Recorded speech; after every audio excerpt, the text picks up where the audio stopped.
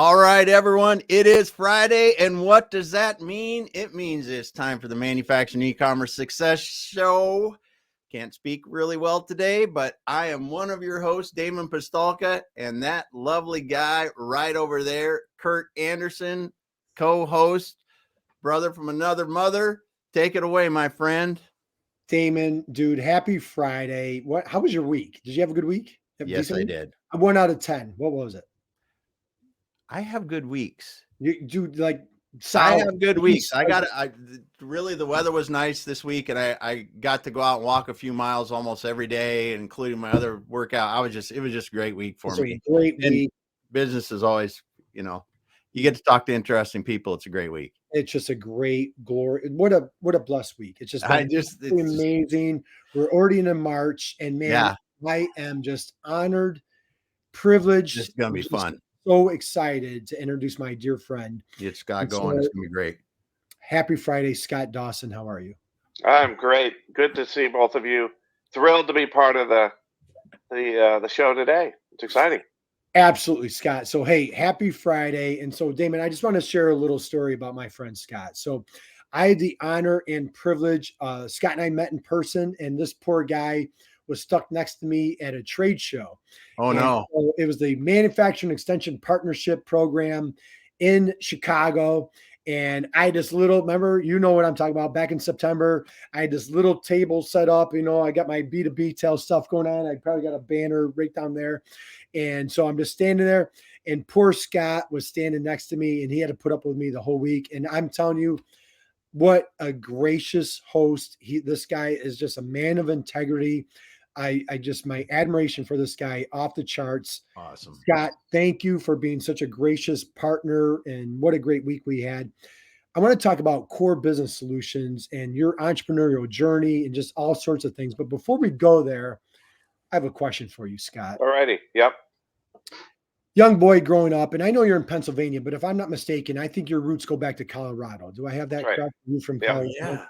Yeah. When you were a young little boy growing up in Colorado, Scott Dawson, who was your hero? Who was my hero? Growing up as a little boy in Colorado. It was probably a jazz musician, drummer, more than likely, probably Buddy Rich at the time. Wow. Yes. So loved jazz as a kid in junior high school. Was the jazz drummer. Made a lot of noise, had a lot of fun. So yeah, probably one of the jazz drummers of that era. The jazz man, Damon. Dude, we've never had that answer before. Never had that one. It is so good because jazz musicians, they just have something about them. It's just going on. You never know what's next. That's the thrill of jazz. Yeah. You make it up as you go, which is just like business, Kurt. You just make it up as you go. You don't tell people that's what you're doing. You don't let on that that's what's really happening. But you're really faking it till you make it, right? That's really how business is. We had a great guest last year. She had a PhD, and she did her whole thesis around jazz because her dad was such a raving jazz fan. So absolutely love it. And it's all about improv and hey, what's the clarinet going to do? What's the drummer doing? What's the guitar player doing? So if you're a jazz fan, what a great, phenomenal answer. So, all right, Scott, so let's slide here. So you, dude, great entrepreneur. You have a wonderful track record. We're going to dig into it. We're going to do a deep dive into cybersecurity. Boy, Gail's here today. We've got MD Emina. Am I saying that correctly? We got Rich here today. Emina. So we got Rich. We're going to talk about cybersecurity. But Scott, before we go there, man, you go off to college, seminary, but man, all of a sudden, you took a little pivot and you became this great entrepreneur. Talk about post-college and how your entrepreneurial, you shared it with me when we were together in Chicago. Yeah. It's a phenomenal story just for folks out there that maybe they've got that entrepreneurial bug inside them. Share your story. Yeah. Glad to do it, Kurt. And you know how life has twists and turns along the way. And, who'd have thunk that any of us were doing what we're doing today? Yeah. As a kid, I wanted to be a jazz drummer. That was my thing. And not doing jazz drumming, but I sure do enjoy it. But I had graduated college with a religious studies degree, heading into seminary to go be a Baptist minister. There's not a whole lot else you can do in industry with a religious studies degree and a seminary degree. Right. Kind of narrows it down a little bit, right? You're pretty much on a track. Yeah. And my wife and I, we finished seminary in Colorado. First church we were assigned to was in Mountain View, California. So packed up the kids, headed to California, and really enjoyed Northern California for the Bay Area. Just a fantastic place to live, and spent a few years in ministry as the second pastor on staff. So I was like the associate pastor. And as small Baptist churches go, the attendance kind of goes up and down over the years. And in one of the down troughs, they came to me and said, "Well, Scott, we're going to have to let you go. We can't keep you on." It was a deacon's meeting, if I recall, when they told me this. And I said, "Well, thank you for the opportunity." And walked out of the meeting and had no concept of what I was going to do next. I mean, felt called to what I was doing, felt like there was a purpose, to my life, and that the next step was already there for me. But after the meeting, one of the deacons came by and said, "Scott, well, if you need work, let me know." And he's a good friend of mine. And I said, "Well, thanks for the offer. I appreciate it. But God has me going in this other direction." He said, "Well, Scott, I have faith too, but if you need work, let me know." So it was like down to earth, Yeah, the man of the earth here, very practical. And I had put him off, and then 3 weeks later, when the paychecks weren't coming in, yeah, I called him back and said, "What were you saying about work?" And here was my job interview, guys. He asked me, "Well, how much do you need to make to feed the family?" And I said, "Well, like $12 an hour would probably do it." He said, "Well, I have one job that pays $12 an hour. Do you want it?" Well, yeah, of course. If it pays $12 an hour, why wouldn't I want it? "What is it?" He said, "Production supervisor in electronics manufacturing company." He could have been talking about African missions for all I knew. yeah, Because I had no concept. I had no experience, nothing. So my last Sunday at the church, directed the choir for the last time, taught Sunday school, hugs and kisses. Monday morning, in the middle of this manufacturing shop, this short Chinese gal was teaching me how to crimp wires in the electronics process, and she didn't speak much English. I don't speak any Chinese, but she was yelling at me most of the time, so I figured I was doing it wrong. Whatever it is she was showing me how to do, it wasn't going very well. So, they kind of started me at the bottom and worked my way up and this and that, and eventually got interested in quality management and training, which was more suited to my skill set. And, still looking to get back into ministry, but I got interested in manufacturing, and found it fascinating and found it challenging, and recognized that I could let that be a vocation and still have avocation on the side of church work and such. So stuck with manufacturing for many years. That company was then bought out by a Pennsylvania company. So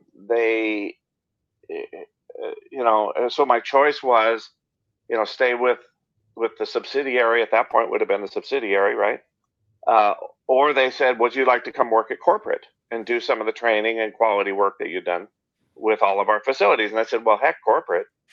Yeah, moving up here." And then I had to ask, "Where are you guys located?" "Well, we're in Pennsylvania." And I had never been to Pennsylvania, didn't know anything about Pennsylvania. yeah. But I knew there were 2 football teams. So it had to be Pittsburgh or Philly, right? So I asked them, "Which one are you in, Pittsburgh or Philly?" "Well, we're not in Pittsburgh or Philly. We're in Lewisburg." I've never heard of Lewisburg. Well, we are really here. Turns out it's in the middle of the state, out in the country, small town, small college town. And we checked it out. We loved it. Moved out here, moved the family. So our kids were in middle school, which is a hard time to move kids. Yeah. Across the country, right? Yeah. From the Bay Area, where Yeah. every language in the world is spoken, every food in the world is eaten, okay, to central Pennsylvania, where there's like 3 last names. Mm-hmm. And our kids were like, whoa, what planet did we just land in? So we got here, started the new job, enjoyed it, and then they went out of business. Oh, they went out of business. This was back in the Y2K telecom crash.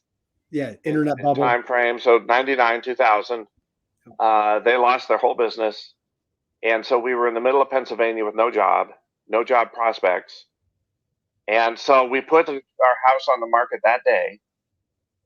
But so did all the other professionals from the same company. And in this little town, real estate doesn't move too quick. So we were here. We were rooted. And I got a couple of consulting gigs with some people I had met, one in New Jersey, one in Texas. Started commuting to New Jersey and Texas for this work. Sort of liked the work from a consulting point of view. The travel, the commute really sucked. The work was great.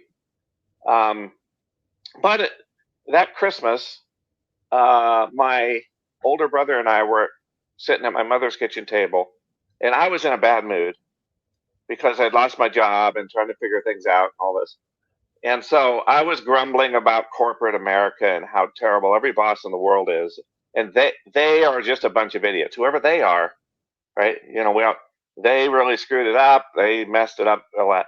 And then my brother was working at a large corporate job, engineering job, and he didn't like his work either. And they were there too. They were screwing up his life too.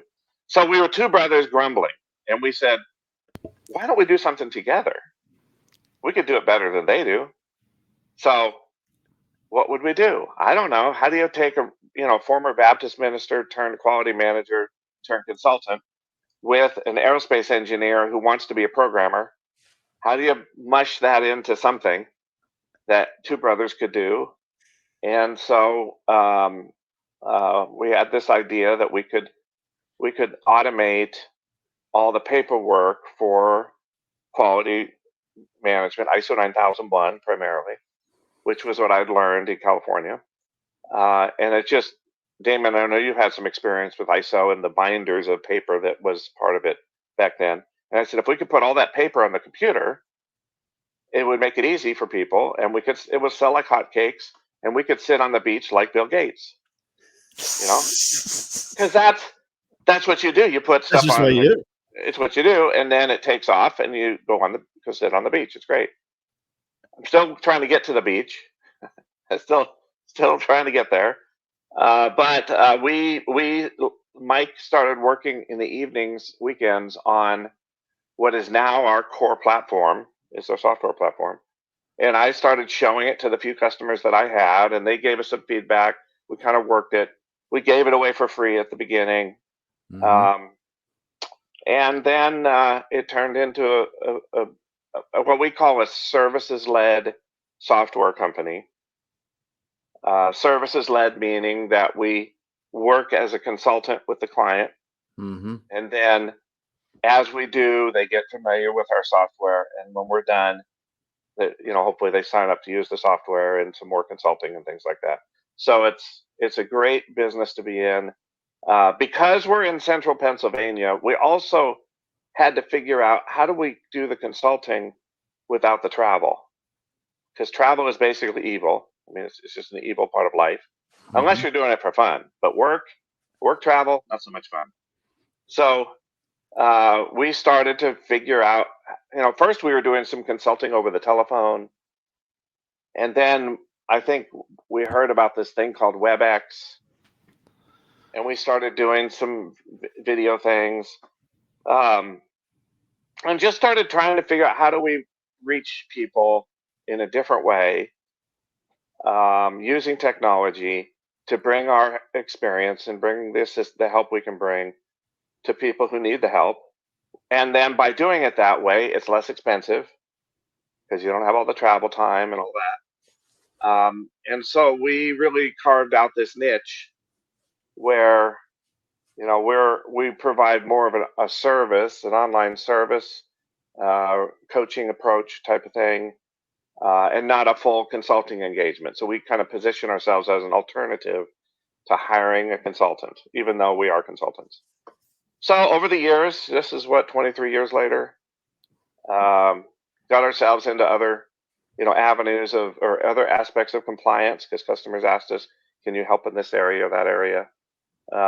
And so now we have 60 employees in the company at this point, continue to grow, and continue to a lot of customers stay with us for years and years. They find it very helpful, both the software and the extra help, consulting and such. But we end up with, a good pool of customers that trust us to help them stay certified. And there's a lot of companies that still need the help to get through these compliance and certification requirements because sometimes their companies are in jeopardy. Sometimes they've got to land this big contract or they've got to save a contract and they've got to get this certification. Let me filter what I'm going to say. This blankety blank certification that they got to get done. That's the preacher in me won't let me say much more than that, right? But it's we feel like we're making a difference in people's lives in a different way than my career started, but we're still reaching and teaching people and helping them be successful in life and learn some things along the way and try to create a business where it's very family friendly and we believe in our employees and love them to death and just enjoying what we're doing. So there you go. That brings you up to date, Kurt. Well, all right. So now we're awesome. All right. So first off, thank you guys. And so if you're just joining us, we're here with Scott Dawson, founder of Core Business Solutions. And Scott, we're going to do a deep dive into cybersecurity. You are helping manufacturers all over.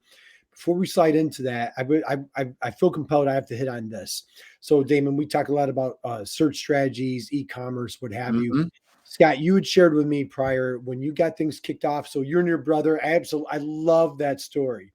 Just sitting around mom's kitchen and at Christmas, and you're just commiserating on how awful everything is, corporate and so on and so forth, and just randomly, hey, let's start a business. Well, Kurt, remember we were complaining about them. Yeah. We're now them. Yes. Yeah, you're that. So full circle. It goes full circle.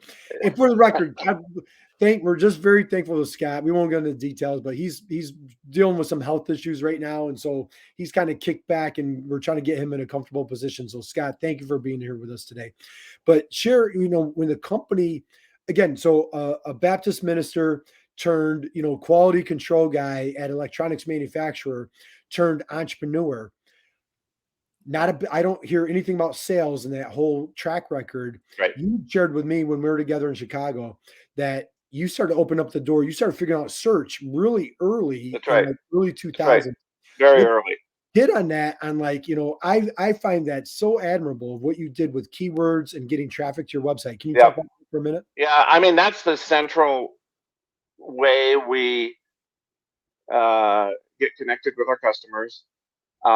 And in those early days, Mike was not only trying to figure out, not only building the software platform, but I also said, we both realized we had to have more than the 2 customers I have. And we didn't know how to do that. Yeah. So he started doing some research and such. And he came to me one day early on, this had to be in 2000. And he said, well, there's this new thing out called Google. And I said, what in the world are you talking about, Google? He said, "Oh yeah, this is going to be the future of the world. It's all going to be here." And I said, first of all, it's a silly name. I'm just on record. It'll never last because the name is so bad. And you go to their page, and it's a big white screen with a box in the middle. So this isn't impressive. I mean, who did this? I could do that, a white box in the middle of a screen. Yeah. He said, well, type something in the box. And then this list came up. And I didn't know what it was a list of. It was just a list of what? These different topics and things. And Mike said, well, we're going to be on the list. And then people will find us, and they'll call, and we'll help them. It'll be great. And I said, I really don't understand how this works, but if you think it's going to work, let's start working on it. He said, well, first, we need a website. Okay, well, let's do one of those. So we cobbled together a website. It wasn't impressive at all. And then Mike started to figure out how to get us on the list and all the tricks, the tricks that you have to go through, keywords and such. The phone started ringing, which was nice. And then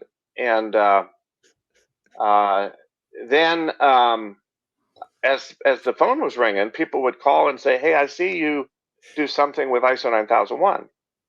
I said, yeah, we sell a software that helps you with ISO 9001, and it helps keep you certified and keeps your documents and such. And they said, well, we're not quite there yet. We need somebody to help us with ISO 9001. And my response was, this is like one of those paradigm shift things in your head, right? I said, well, you probably want to call a consultant to help you get prepared and certified. Then you call us back and we'll get you set up on the software. Because I don't want to travel the rest of my life. And every consulting gig I had, which was 2, I had to be on an airplane or travel, hotel, all this. So I'm thinking that isn't a way to live. So we'll just do the software side and go sit on the beach, and it'll be great. And so after a number of these calls, it dawned on me that unless we were the one helping them get the certification, there was no way they were going to call us back. Nobody would call us back. So started to talk more about consulting and took some projects that and ended up being travel. And maybe a year later, I was quoting one of these engagements, which was like ungodly price, priced in this, $15,000, $20,000 or something. And they said, well, we don't have $15,000, $20,000. Is there any way you could help us at a lower price? Because we really like you. We want to work with you. We like the software idea. Makes sense to us. We just can't afford this $15,000, $20,000. And I said, well, there's a lot of cost for travel and hotels and stuff in there and such. Well, could you just help me over the phone? And I thought about that, and I said, I suppose, can we meet every Thursday?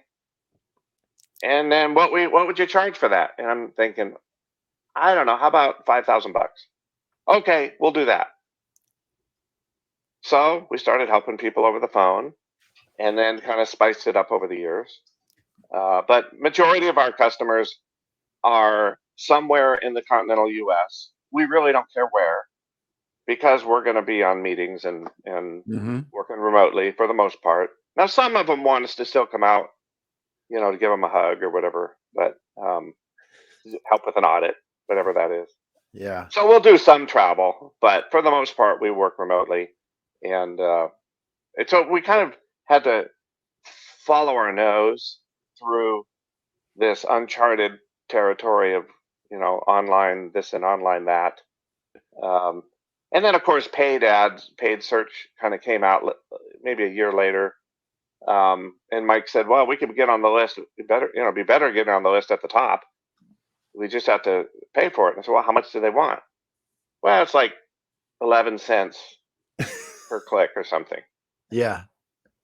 And I said, well, I got $30 I can put up if you have $30. So I started like that. Let's put $60 up there and see what happens. It's not like that now, Kurt. No. But it was like that. It was like 7 cents, 11 cents. Yeah, you could bid things like this. Yeah. Yeah. So we've ridden the Google train for a lot of years, and but we've just, it's a way for us to connect with people when they are asking a question. How do I find help? And when people, in this day and age, they go do their research. What does that mean? Google.com for the most part, and they ask a question or they're looking for something. And honestly, if you're not showing up on that first page, you're not showing up. And now, of course, you can scroll forever on the first page, but they changed it. But people don't scroll forever. You got to be at the top, and you gotta meet them where they are. They're somewhere in the decision making process somewhere. And we don't want the people who are saying, "Gee, what is certification? What is ISO?" I'm not the world's teacher. I don't really want to talk to you yet.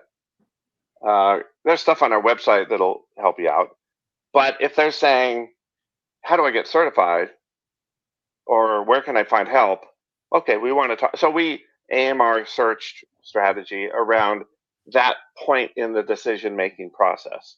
So we've had to learn, you have to map out the mental journey that your customer goes through, and then decide at what point are you most helpful.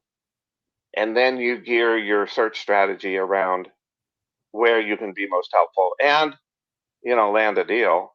Because if you don't land a deal, then what was the point? So I think search has just been foundational for us. But it was that, along with everything, has been this, let's figure it out as we go, and no big game plan. I tell my employees, it's taken us 23 years to get here, to figure out what we're about to do. Not sure what it is, but we'll figure it out together. Let's go.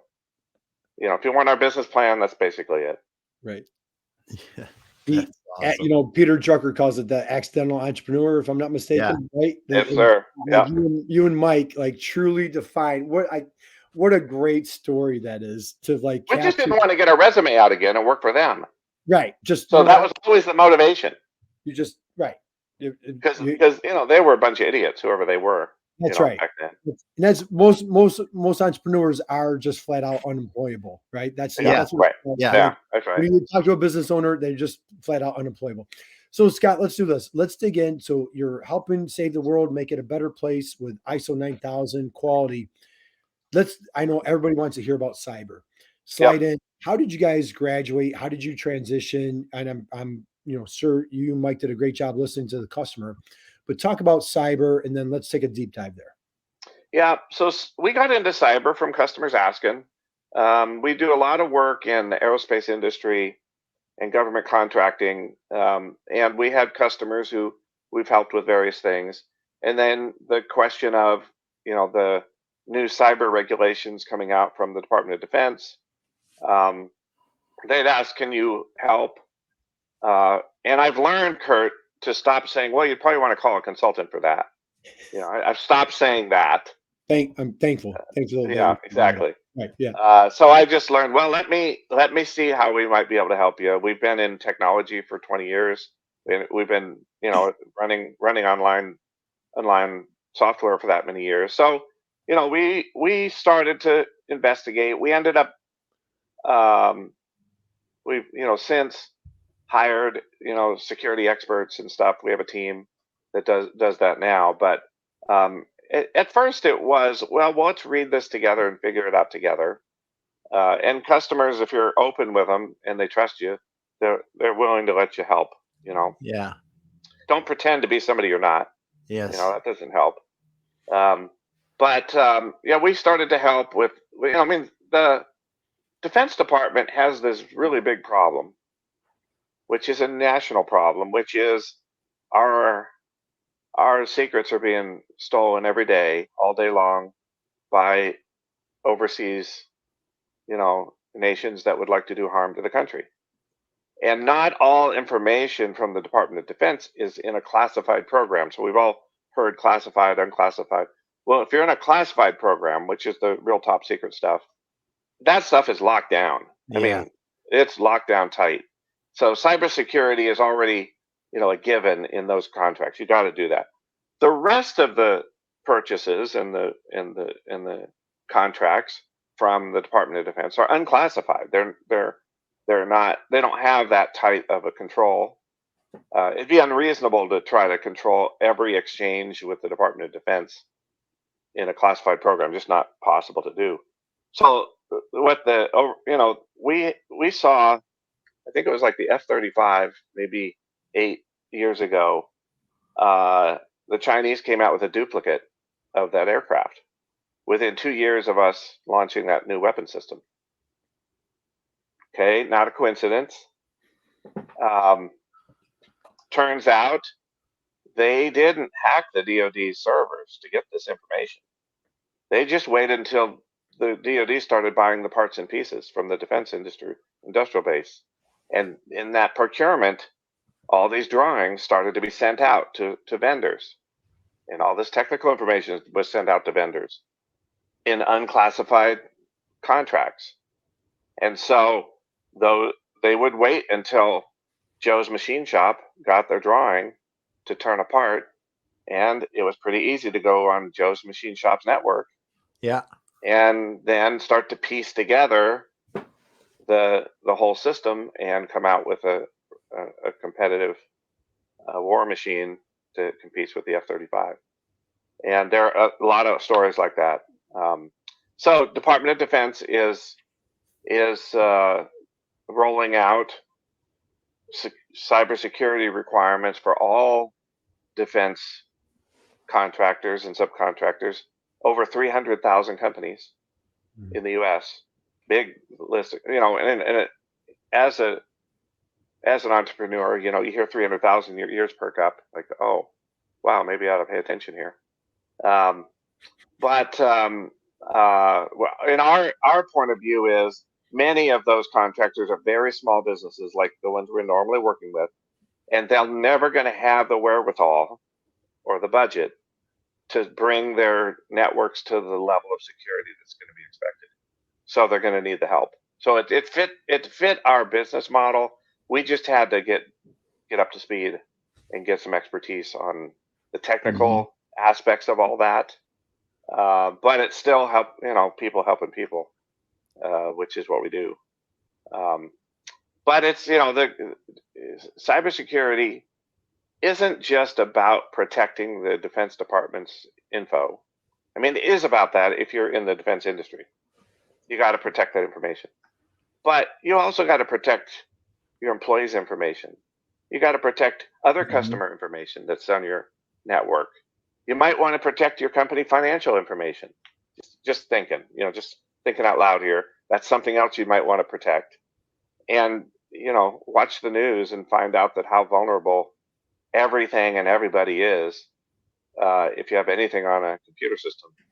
So small businesses don't have a lot of money to spend. They tend to not have IT experts. A lot of times it's the boss's nephew on Saturdays coming into work to make sure Outlook's working. Yeah.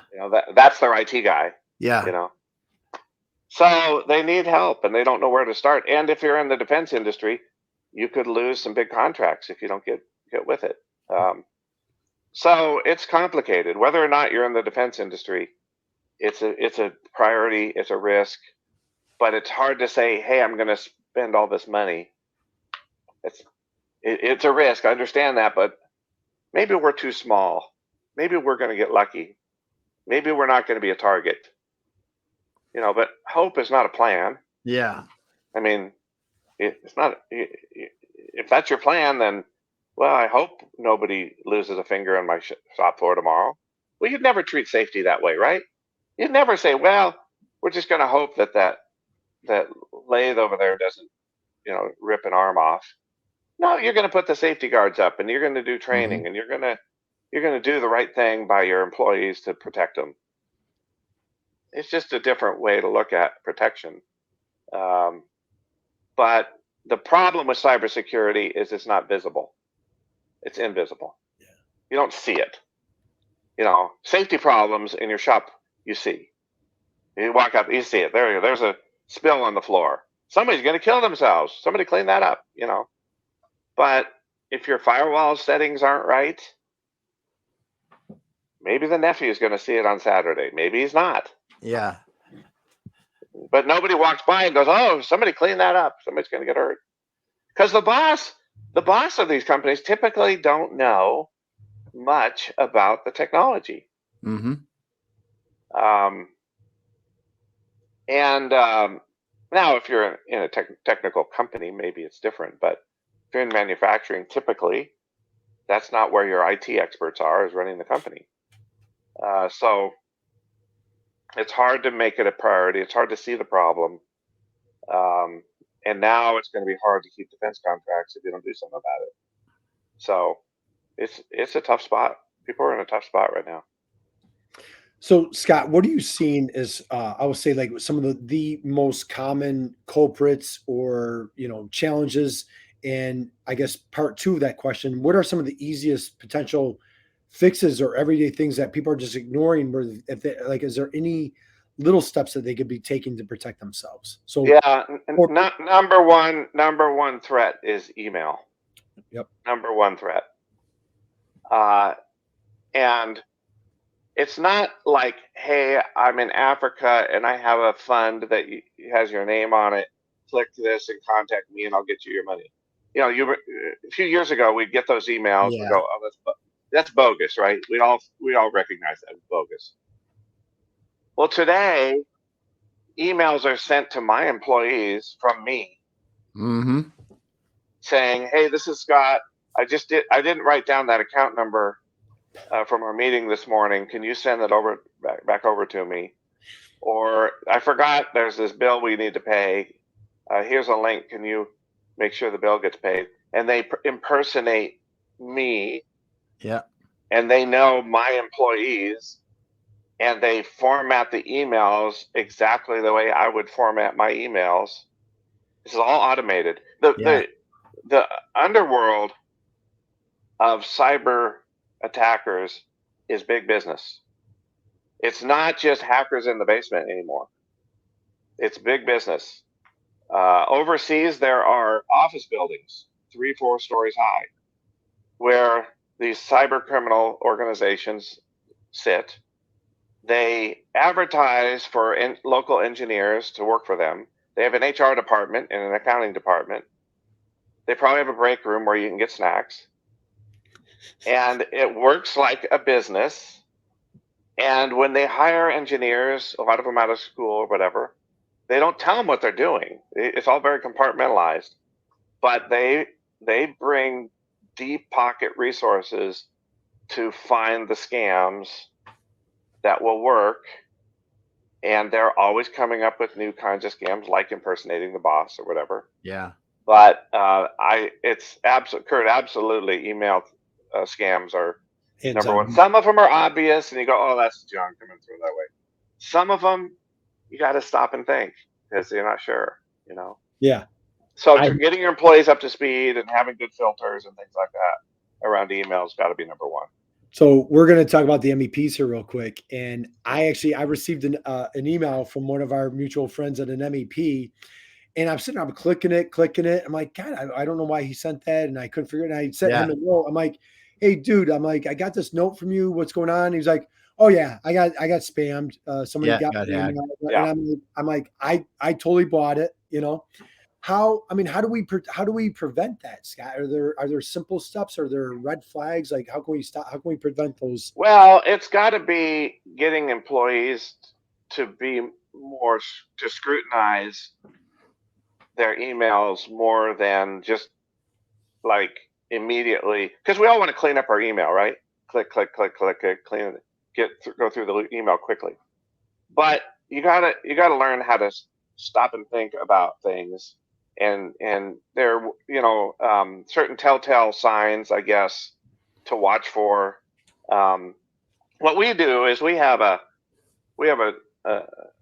training system.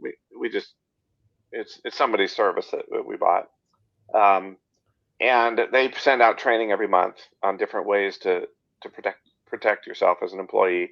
And then they have this spam or phishing, called phishing test, where they send fake emails. I mean, this is legit like test. So it's not a real fake email. It's a good fake email. I don't know if there's such a thing. But they'll send out these emails to try to trick our employees to see if they learned what was in the training last month, things like that. And if you click on one of those, then you get this message that said, hey, that wasn't legit. Here's a link to the bonus training that you get to take. Yeah. On refresher, because that wasn't so. Which I've seen most of the bonus training myself, because sometimes I don't pay attention, and sometimes I click on things and I go, oh no, and then we shame everybody in the meetings and whatever. Hey, you clicked on it. But it's changed. It's changed our point of view on what emails we should be opening, which ones we shouldn't. We're a little more thoughtful about it. We do a lot of, we use Teams a lot in office, so we have chat. Yep. So we've taught ourselves, if in doubt, send a chat message and say, hey Damon, did you send me a note on thus and so? And then, oh yeah, that's for me. Okay, great. And then we move on. So we've learned to double check things and that. But I think, Kurt, that's a real kind of real world way to address problems, is to provide good training, and then you got to test people not to catch them. You're not trying to catch them doing something, but you're trying to reinforce new habits. So that's one of many things that you can do. There are a lot of technical things that can be done on the server and such to help with that. But there's aren't most of the things though that happen are resulting in user falling for a scam. I think it might be a majority. Damon. But it's about the hacker doesn't have to figure out the password to the network if you let them in. Yes. If you confirm, hey, would you just confirm your username and email? You get this thing. Hey, we updated our whatever. Can you just confirm your username and email? Click here. Username, email, send. Okay, they didn't have to think about it. They just used that user email and they log in and off you go. So there's a lot of tricks. It's all deceptive. It's big business. There's billions billions of dollar industry in cybercrime. So the cyber criminals work on new attacks 24/7. How much effort do we put in to protect ourselves? Yeah. Boss's nephew on Saturday morning. Okay, who's going to win? You just look at level of effort, and so you got to recognize that this is a real, genuine business risk. Yeah. That not only could jeopardize a defense contract, but it could put you out of business on a dime. Because if they put a ransomware attack on your computer, they go in and they lock your computer and say, okay, until you send the Bitcoin. Oh, I saw a ransomware message, a screenshot, that not only said, hey, good morning. It was very friendly. Good morning. We have encrypted your data. We'll restore your data if you pay the Bitcoin of whatever the amount was. Click here. Another one of the click here things. If you have any difficulty, here's our customer support line. So they'll help you figure out how to pay the Bitcoin, so you can call their customer service and get some help on how to get your ransomware cleared up. You know what, Scott? If you're going to deal with someone with extortionists, they might as well have great customer friendly. Yes, exactly right. Exactly right. I mean, the whole world is about customer service, right? You got to treat the customer right. Well, even your friendly extortionist just comes out exactly right. Exactly right. Yeah. And as a matter of fact, I think I'm going to a program later this month. There's a manufacturer near where I'm located, and they're going to go through the case study of how they got attacked. Yeah. Shut down. Very important. Catastrophic. Yeah. And Damon, I know we've got some great comments here. We do. And we got the let's go back to here. We got Gail's checking in here, and let me Hey, get. Gail. Happy Ooh, I got Friday. my mouse is going nuts here, but yeah, Gail's here today. Big business for sure. Yeah, she's saying using password things and not using public Wi-Fi. Yeah, Man, well, that's another one. That's yeah, another one. Absolutely right. Public Wi-Fi, they can spoof the Wi-Fi, so that you can go to Joe's. I don't know why I'm picking on Joe today, but Joe's Machine Shop and now Joe's Coffee Shop. You're in Joe's Coffee Shop, and you go and there's a network that says Joe's Public Wi-Fi, and you're looking at it, and that must be the local Wi-Fi for the coffee shop, but it's not. It's so and so across the room on a laptop that has created a hotspot, called it Joe's Coffee Shop, waiting for other people in the shop to just log into it, and now guess what? They have access. You just handed over the keys to the kingdom right there. Scott, how do you defend yourself? So if you're at an airport, you're traveling, you're in public, coffee shop, smoothie shop, like how do you protect yourself? Yeah, you gotta get with your IT group and get a VPN, virtual private network set up, which is basically an encrypted path or connection to either the internet or your network or whatever. But your IT folks can set you up with a secure way to log in when you're working remotely. Don't just use the hotel Wi-Fi or the airport Wi-Fi or the coffee shop Wi-Fi, because you don't know if there isn't somebody who's techno smart trying to sniff out, people who are going to give away the keys. Right. Is it a better step to use your hotspot on your cell phone? That's better, sure. Not great, but better. Because you know which connection. Yeah. It is, right? It's your phone because you know the name of it and such. Yeah. That would be better than Joe's coffee shop connection. Well, certainly. Once again, some great comments here. Yeah. Rich, I want to go back to Rich a while ago. We were talking about heroes, his dad and Stuart Copeland. That's a great hero, right? And I saw Whitney was here today. Whitney, happy Friday. Man, Nicole Donnelly. I was on with Nicole earlier today. And again, Gal, miss you dearly, my friend. Great to have you here today. Yeah. So, guys, we're here with Scott Dawson, president of Core Business Solutions. Damon, what do you got? Well, and you talked about size of business briefly, Scott, and we've had in the past few years 2 clients and myself tried to get hacked in different ways. And these aren't huge companies, like you said. No. We've had people listen to clients' emails with owners for months and figure out what they do. And when they're doing offshore transfers of money, they say, we moved our business, so we have to change the account. And it is so long and so slow and so patient.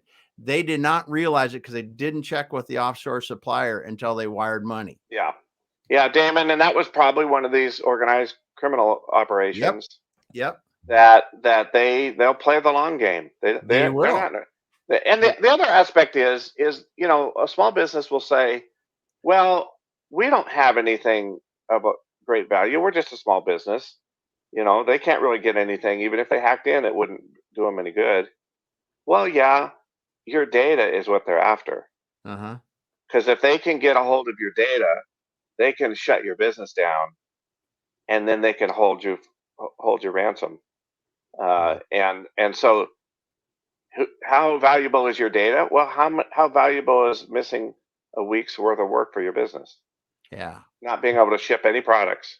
Right. For several weeks. How much are you losing? And it wouldn't be long before all of a sudden you're talking about serious financial problems, or your customers, leaving because they don't trust that you're able to, have secure systems or whatever. But it can it can happen like this. So, and I can't remember if it was you, Scott. So Scott did a great live session at the MEP conference in Chicago back in September. And so if that's new to anybody, the Manufacturing Extension Partnership. And so there's one in all 50 states. Scott, you do a great amount of work with different MEPs around the country. Yeah. And I can't remember if it was your session, maybe I heard it elsewhere, where the thieves they're now getting your financial records and they know exactly what you can afford. Yeah, so they're not coming in like, hey, $10 million and you're a $1 million company. They see that you have $250,000 or they know what your payroll is or they know what the amount is, that they're coming in strategically knowing what you will pay. Yep. Is that your session? Yeah. Yeah. Well, and Kurt, the other piece of that is they've automated the whole thing, and they're using artificial intelligence. You're using HubSpot for automated, right? They've automated the research. They've automated they ping the various companies to see which ones are vulnerable. They find the certain vulnerabilities. They help themselves in. They send the messages. They do all of this, and it's all robotic at this point. It's all been programmed in, and it's not like there's I mean, in some cases there are, but they don't care how big you are. They're looking for the volume. They don't care about the size of the deal. They're looking for the volume of deals. Right. And in fact, the smaller ones are going to be less protected, and they're going to be more likely to pay up because they probably don't have good backups of their data. And so they've profiled. They know who to attack generally. And you gotta break the mold. You can't be, you can't stay in the crowd and think you're safe. Right. And it's you've got to remove yourself from being in the crowd of folks that just business as usual, and we keep our Outlook running. The internet's running, so good life is good. So our IT is under control because I can use my Outlook today.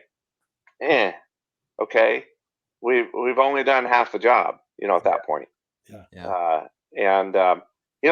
the problem the government is trying to deal with, is that the small businesses and all businesses, but particularly small businesses that they deal with, are not aware of this risk, and they're not investing in protections or training or such. Right.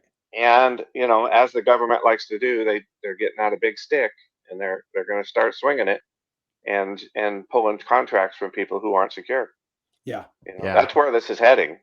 Which can that not even getting hacked, but just the fact that these requirements are coming out can, if you do most of your business with the DOD and this thing's coming down the tracks at you, you better figure it out, and you better get, whether or to get in a different line of business, find a different set of customers that don't require that.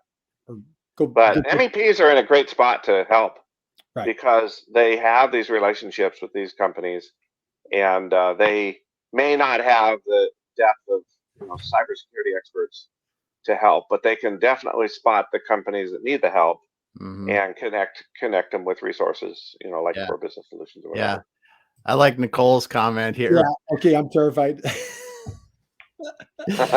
Well, it's really, as you listen to people like yourself talk, Scott, that if we have a lot of things that we could do, taking the first step though, and not getting hacked through email by randomly opening something or clicking on something we shouldn't, or not checking if you get a strange email from someone, would cut the risk down some. And absolutely. And there's three components to protecting yourself, in my view. One is raising the awareness of the owner of the company. If the owner of the company doesn't recognize the urgency, then you're going to be swimming upstream. And so anyone who's either working in a business or even a business owner, if you say, I don't understand this stuff, I recognize, maybe I'm terrified, as the comment was, I recognize that this, but I don't know where to start. the owner's got to not learn all the technical stuff, but you got to learn what the threats are, and work with someone who can help put a game plan together. Not every business has to approach this the same way, because not every business has their IT set up the same way. You know, some are in Google and they do Google Docs and they do Gmail and stuff, and that's where their world is. Well, there's a threat. There are threats even there. And if you're in the cloud, there's others who have, you know, computers in a closet down the hall, and all our computers are in there and such. But the business owner's got to say, number one, I'm going to put my personal time into learning what the threats are to my business and getting a game plan together. And until that happens, it's really hard to make meaningful change. The second is, you got to have a trusted advisor who understands in depth cybersecurity. So that's not your nephew coming in on Saturday. It may not be your full-time IT person that you have on staff. They may or may not understand deeply the technical threats and vulnerabilities of your network. They may know how to keep your network running. They may know how to install updates. They may know how to troubleshoot, but they may not be a cybersecurity qualified person. Same thing with if you're using a third-party IT company to manage your computers. A lot of people outsource managing the computers to what's called an MSP, or managed service provider. Okay, so if you have a contract with MSP, what's the terms of that agreement? What qualifications do they have in this area of cybersecurity? So it's the business owner getting educated. It's finding a qualified, trusted advisor, and then there are really 10, and I don't have them off the top of my head, Kurt, but they're really kind of the first 10 things any small business would do. You know, make sure you have an up-to-date firewall. Make sure you're running Microsoft updates appropriately. Make sure you're training your employees. You know, make sure there are good backups that aren't connected to the internet. So you do a backup and you disconnect. Why? So when the ransomware hits, they can't also get to your backup and lock that up. Right. Otherwise, why have a backup, right? So there's, you know, you got to say, I'm going to get myself educated. I'm going to get a trusted advisor that can give me guidance on the affordable ways to secure my company, because there are affordable ways and unaffordable ways. There's two ways you could do this, right? There are, now some things cost money, cost real money, but you can budget for those if you plan ahead, and you don't necessarily have to do the expensive things first. You know, there's a lot of things that you could do that don't cost a lot. And so it's boss getting up to speed, getting a trusted advisor, and doing an assessment to make sure you're doing the basics. Yep. So I didn't say anything technical in what I just said. Right. I think there's a business decision to be made before there's a technical decision to be made. Some people start with the technical. Oh, we gotta reroute our firewall into a new blah blah blah encryption something, which I don't understand all that stuff. I'm not an IT guy, okay? But my view is businesses don't change unless the business changes, and the business is going to change because the boss makes it a priority, or the team, like the leadership team. So you got to get the leadership team understanding that this is as big a risk as safety is in your shop. It's as big a risk as financial checks and balances. You know, why do we have somebody do our taxes? You know, we may have an accounting person, but we outsource somebody to do the taxes. Well, because we could really screw up our taxes. We really could either overpay, underpay, or make ourselves liable for something. So we want it done right. That there's a check and a balance, right? Why do you have a company attorney that you call on when a contract comes in that you don't understand or something comes up? Why do you have these professionals, not necessarily on a full-time gig, right? But you utilize trained professionals for a reason. but the mindset has to change, and then the technical can follow, and then the expense you can budget for, and there are alternatives. There are different ways to do it. The hard way to do it is to call vendors and ask them what to do, because they're going to say, well, you got to buy our thing. I mean, that's what the vendor is going to do, right? Right. So you need somebody who's kind of independent of that to give you guidance, right? Which is where MEPs will fit in, certainly, or consultants would fit into that. Yeah. So Scott, let's do this, man. What a fantastic conversation. Thank you. I know we're over time. So let's do this. You have a webinar series that I'd love for everybody to go to. I dropped it in the chat before we started today.